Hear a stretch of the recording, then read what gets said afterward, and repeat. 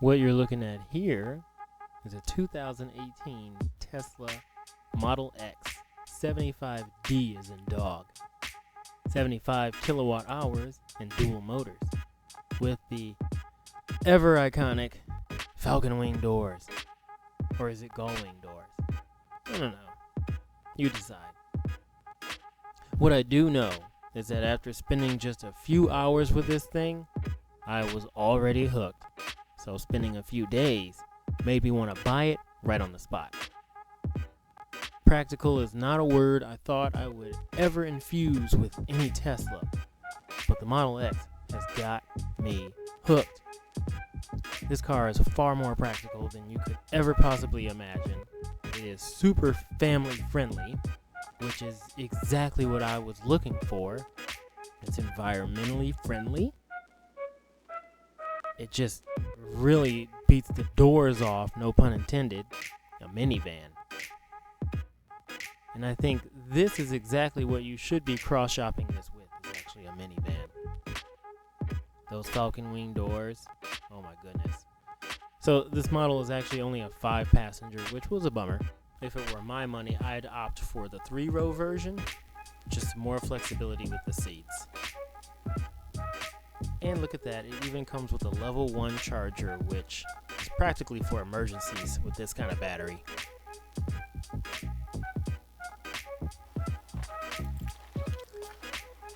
Like I said before, this car is far more practical than I could have ever imagined. It has a ton of legroom and a ton of headroom.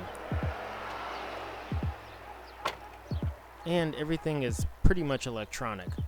All but one door is powered, and that would be the front, for the frunk, as they say. It has a front trunk.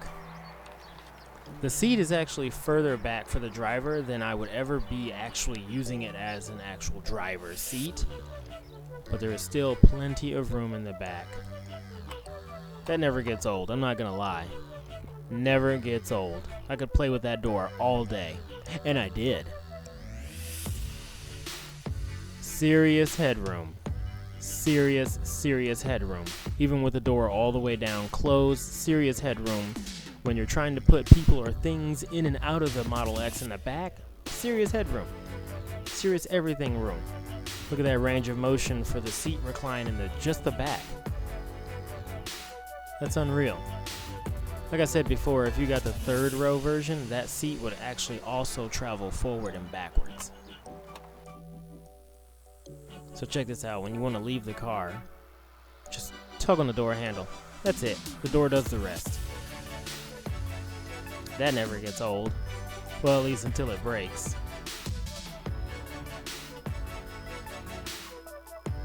Even closing the door, just give it a gentle push, the door does the rest.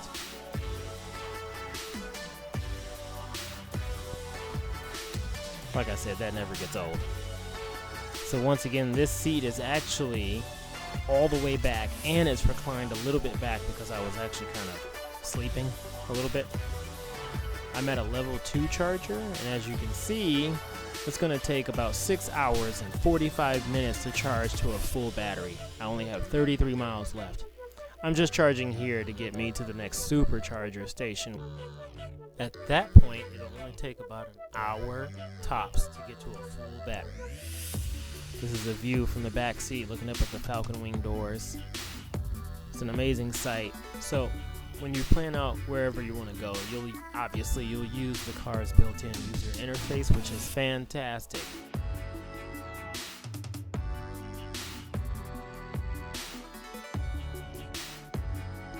Actually Tesla's own system.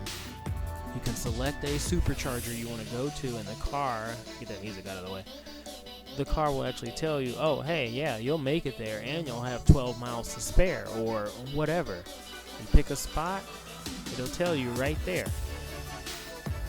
It'll tell you that you can make it or you can't make it. If you can't make it, you can choose another destination with a slower charger or whatever. Because, let's face it, you can pretty much charge anywhere. There are hotels that offer charging. There are outlets all over the place. And the system is super fast, like impressively fast. But That's what happens when a tech company builds a car. It's actually a given at that point. I mean, it's fluid. It is fluid like a phone. Hence why the screen is vertically flipped as well. Okay, back to the practical points. When you have a rear-facing baby seat, for example, in the back seat, usually the passenger in front of said seat is kind of squished. One of the problems I personally have is I get back pains trying to put my kid in and out of this baby seat because there's car there. With the Model X, that's not the case. I can literally stand up and put my child in this car seat that is a feat beyond feats. And like I said, usually the person sitting in front of a reverse-facing car seat is kind of squished. I will now demonstrate that that is not the case in the Model X. Plenty of legroom.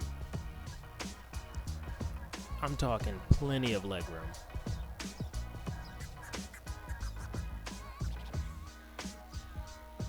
You can honestly get lost in here, and everything is just so easy. Apparently when you hyperextend the door, it doesn't close when you try to push the button to close it, which I thought was kind of funny, and I decided to leave in this video clip.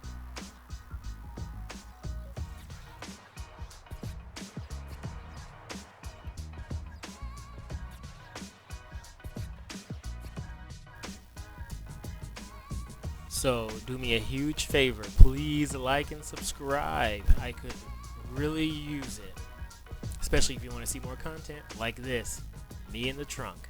Who doesn't want to see that? What we do here is go back.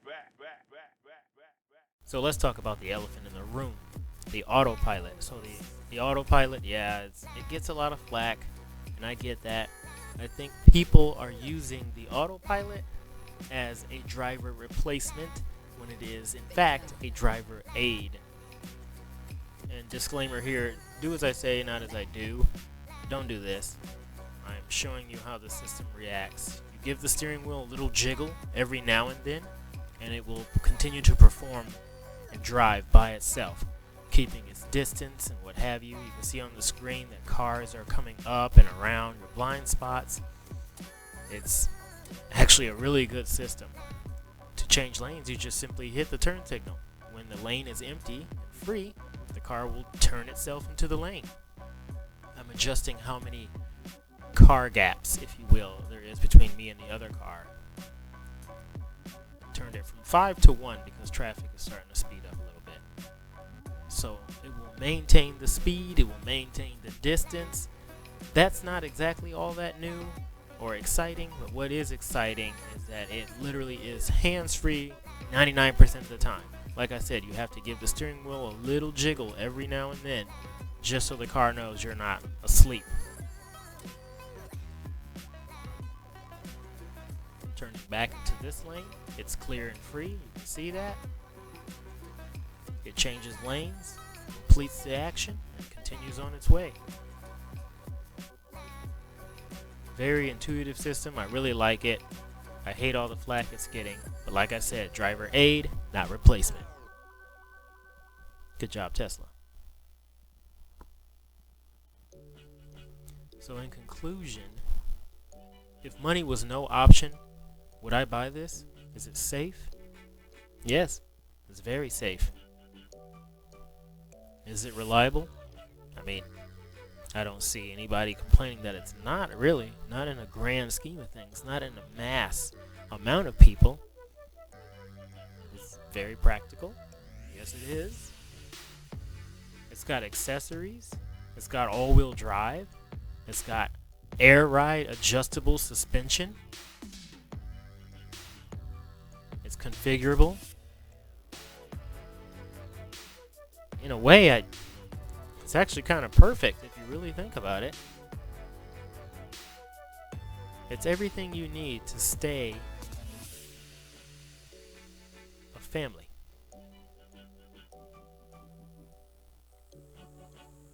It drives amazing. It's got plenty of horsepower. Like I said, this is the 75D, which is the base model, basically. Still has over 500 horsepower. It's like 0 to 60 in like 5 seconds. It literally puts your head back into the headrest when you floor it. It's unreal. And you got one pedal driving. The regen braking is so aggressive that you can actually just use the gas pedal to slow yourself and accelerate yourself. Like I said before, it has an option for 7 seats.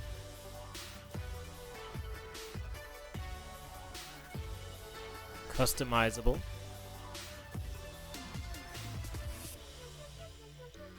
And the windshield, the greenhouse, humongous.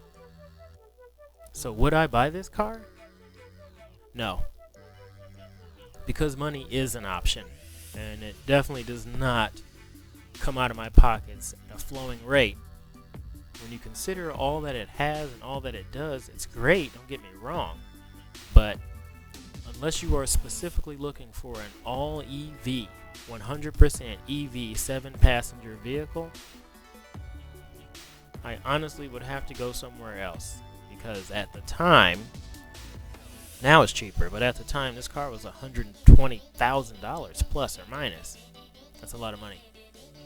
I hate to say it, but there are other minivans, for example, like the Chrysler Pacifica and the Toyota Sienna that offer hybrid variants. Yeah, it's not full EV, but they cost like 50% less. So 50% less at least. You know, the charging thing, that might be a deal breaker for a lot of people, as it is with many battery electric vehicles. But, you know, I think that's just a part of the culture.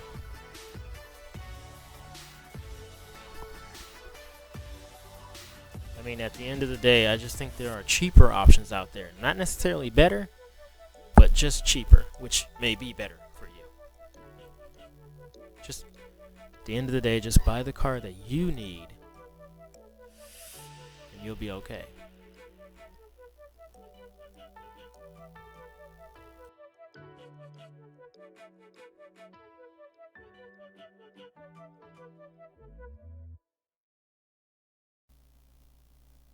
Well, that's our show. Thank you so much for watching. I really appreciate it. If you made it this far, once again, like and subscribe.